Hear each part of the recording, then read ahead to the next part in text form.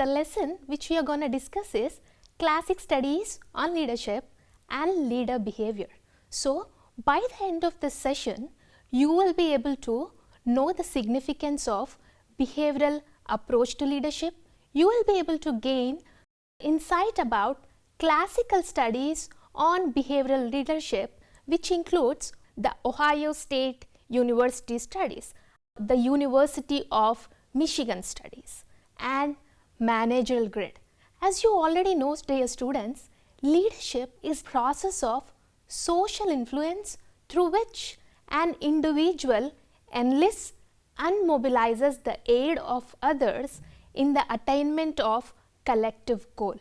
So, leaders enable groups ranging from small teams that can be an organization, institution to entire nations to function as productive and coordinated wholes.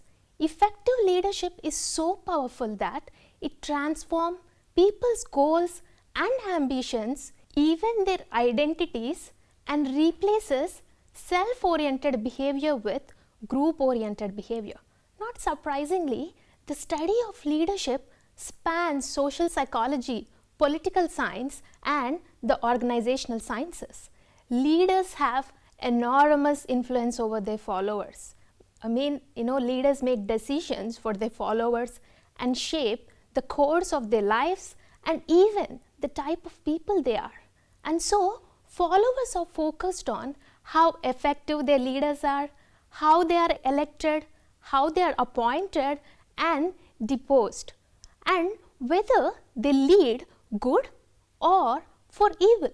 Now, just try to recollect your own experiences in your school or college, how you used to perceive your class leader or monitor's behavior. So, if your class leader is, he is very biased and he carries every information to your lecturer or teacher, you would perceive him differently.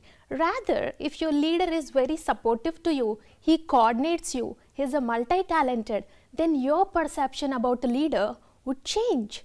So now, let's see what is behavioral approach to leadership. In trait approach to leadership, what did you learn? You learned that particular set of traits are required for an individual to be a leader. So, people who make effective leaders have a right or sufficient combination of traits.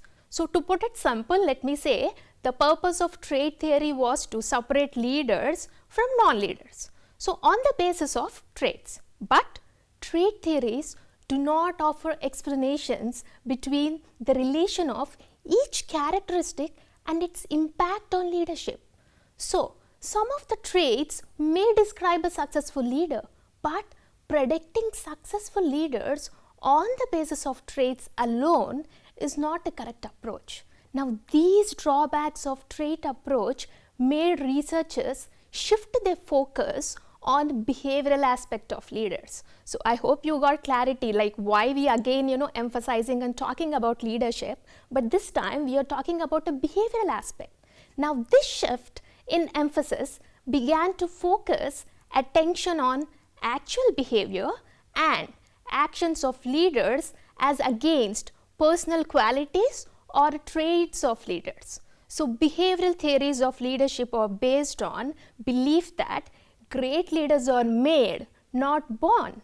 So, the trait approach can help you pick out a leader or predict that an individual might step up to become a leader, whereas the behavioral approach suggests that leaders can be trained, which means you out there, if we have experience, we can be trained as a leaders.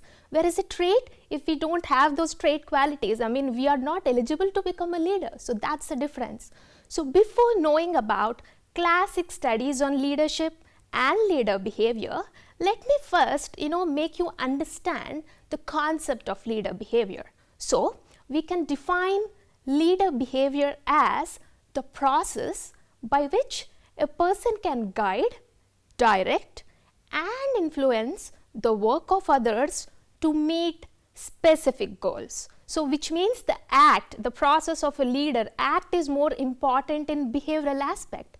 Leadership behaviors are essential to increase productivity of a team, retain employees, and nurture future leaders within the organization. So, as we are clear with the definition of what is leader behavior, now let's start discussing the classic studies on leader behavior.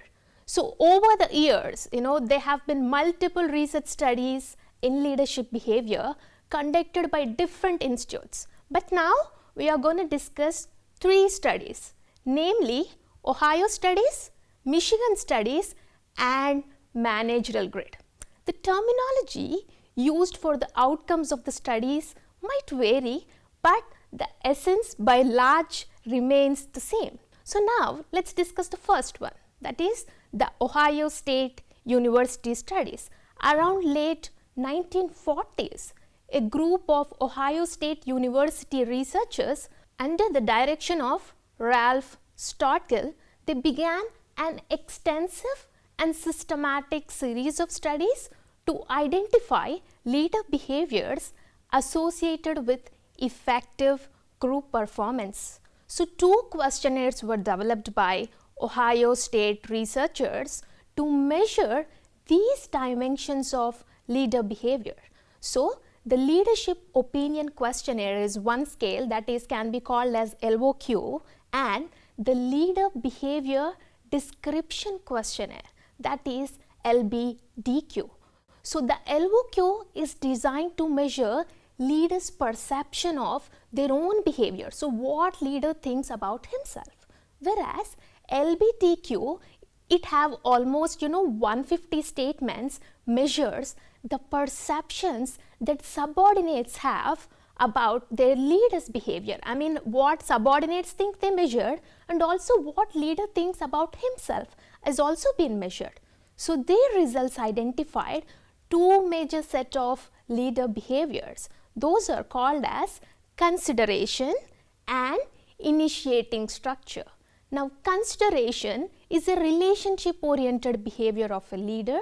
Now, consideration behaviors are those where leader shows concern for the feelings, attitudes, needs, and input of followers. Consideration behaviors also include being supportive and friendly, representing people's interests, communicating openly with group members, recognizing them, and respecting their ideas. The considerate leaders are concerned and they are with the followers' job satisfaction and with developing good interpersonal relationships with and among the members of a work group. Whereas initiating structure involves task-oriented leaders' behavior. These leaders focus more on the work.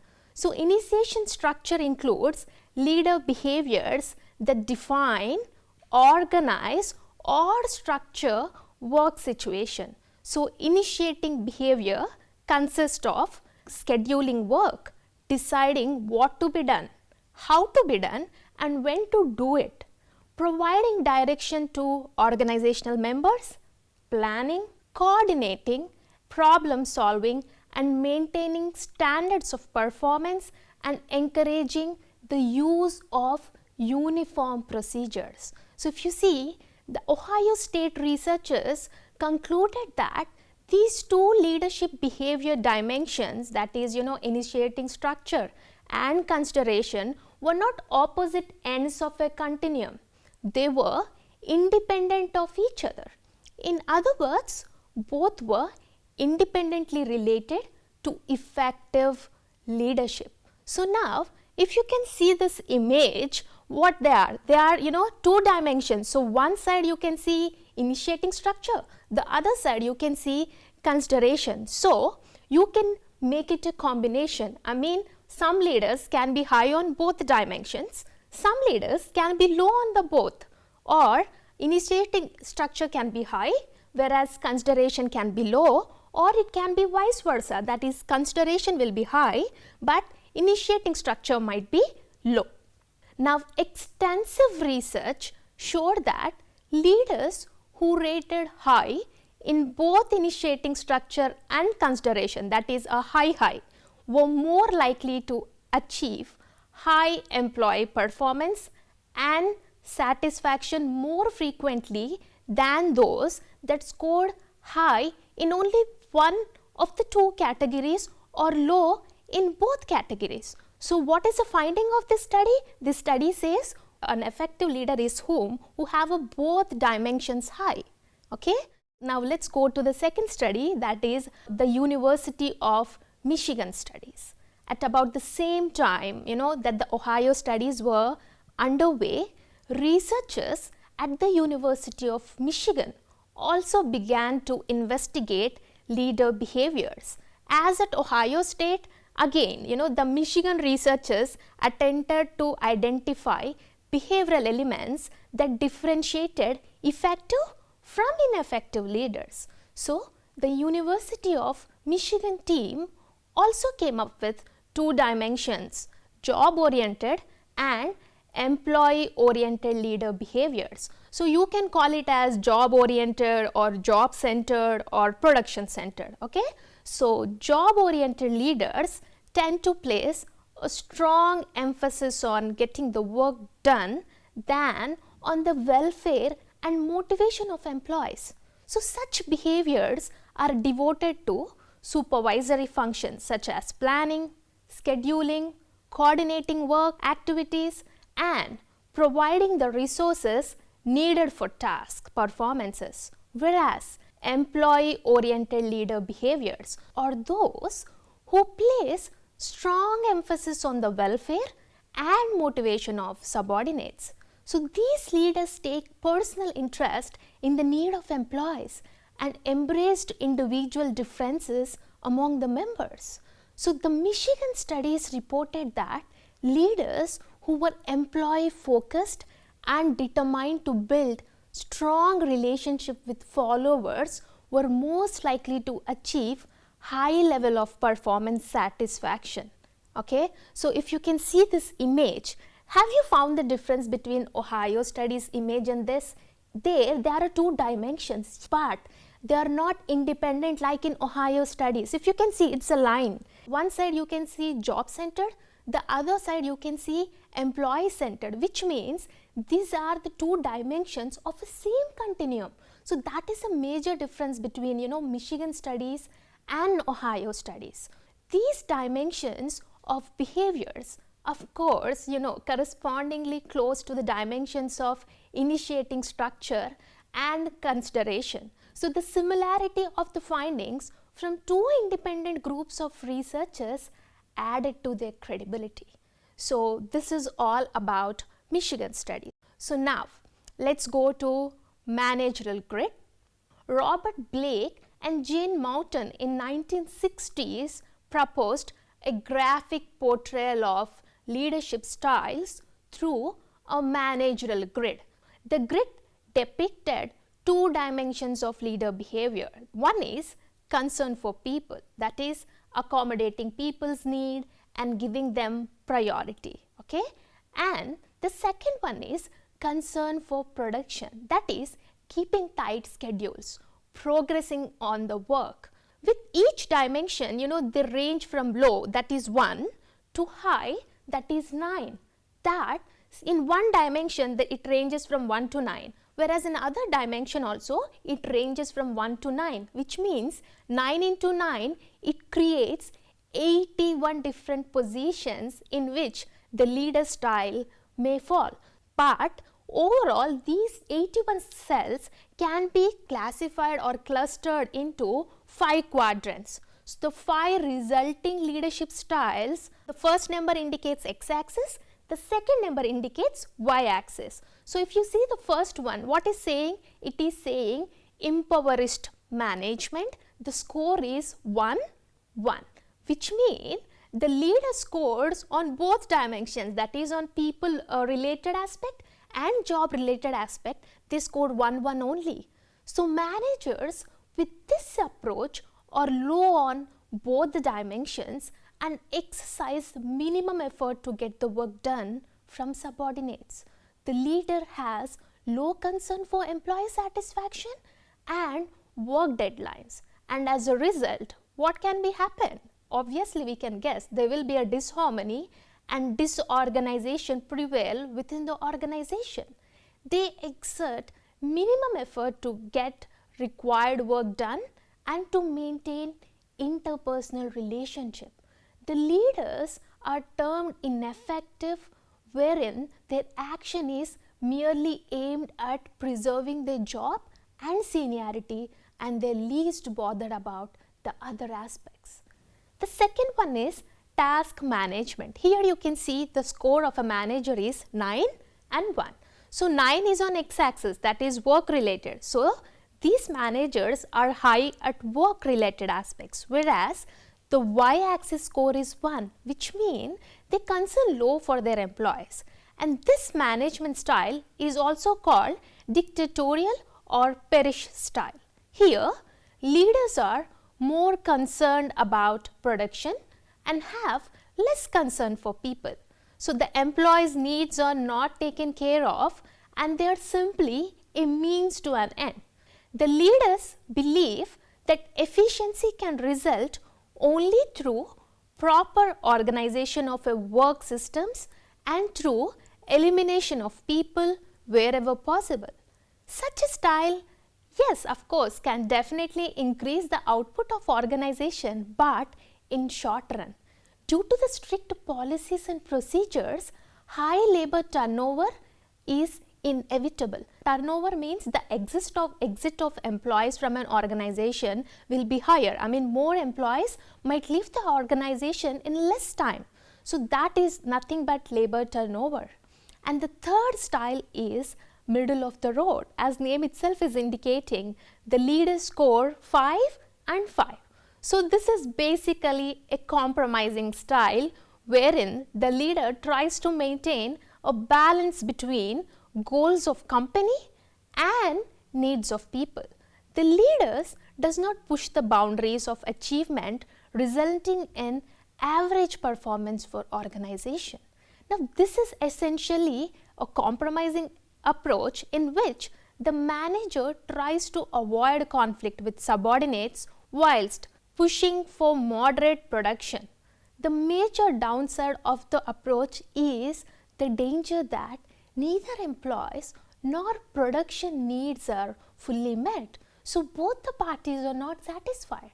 So now there is a fourth quadrant, that is a fourth style, which is known as country club style. So as the name is fancy, as the name it indicates, the score here is 1 and 9, which means these leaders score low on task, but they are very high. I mean, they focus very high and they are good employee pleasers. So this is a collegial style characterized by low task and high people oriented, where the leader gives thoughtful attention to the needs of people, thus providing them with a flexible and comfortable environment. The leader feels that such a treatment with employees will lead to self-motivation and will find people working hard on their own. As a consequence, the primary emphasis of country club managers is given to people rather than to work outputs.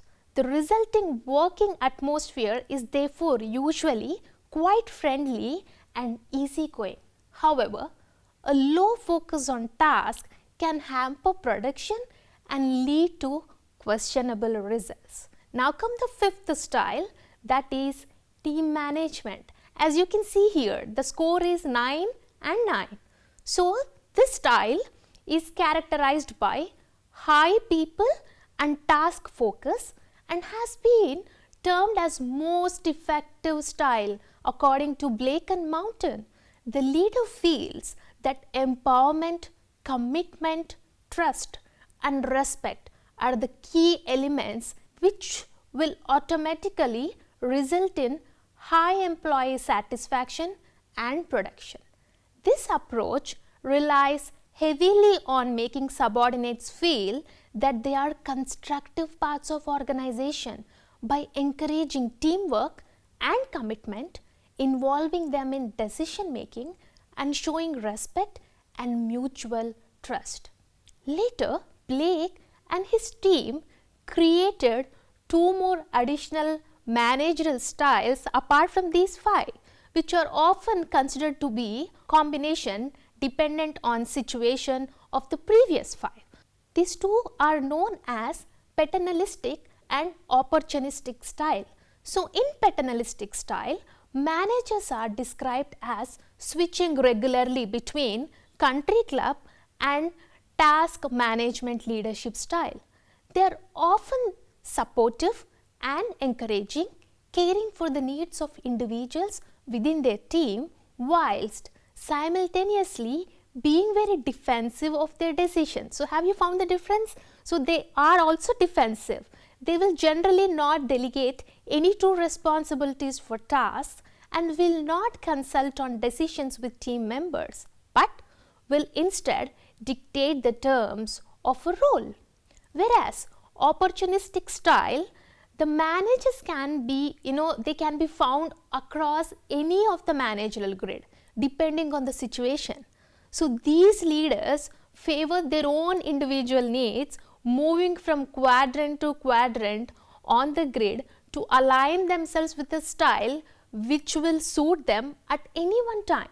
So, anyway, I can say, they are a bit manipulative and will utilize their flexible managerial style to get what they need from individuals at that time.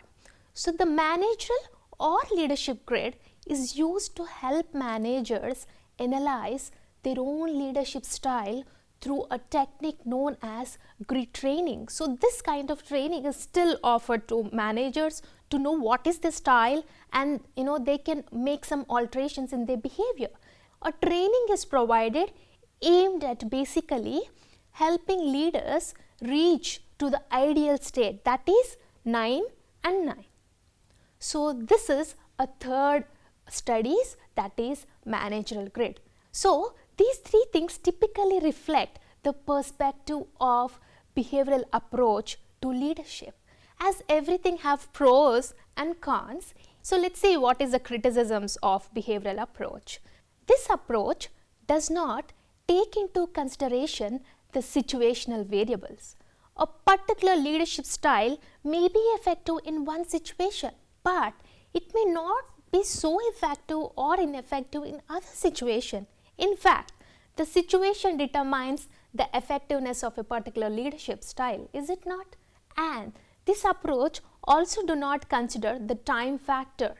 A particular behavior or action of the leader may be effective at one point of a time, while the same may be ineffective at other point of time. Well, these drawbacks in behavioral approach to leadership led to the development of contingency, or we can say situational models of leadership that examine the interaction between leader behavior and styles and variables in the situation that facilitate effective leadership. Let's conclude this session with a brief summary of what we have learned till now. We discussed how the drawbacks in trait approach of leadership paved a path to the development of behavioral approach to the leadership, and then as a part of a behavioral leadership, we discussed 3 major studies. One is Ohio studies, which came up with the 2 dimensions, that is consideration and initiating structure. Then we discussed about Michigan studies. It also have 2 dimensions, that is employee centered and job centered. Then finally we discussed about a managerial grid, which have 5 broad dimensions, or we can say managerial styles, that is empowerist management, task management, middle of the road management, country club management and team management.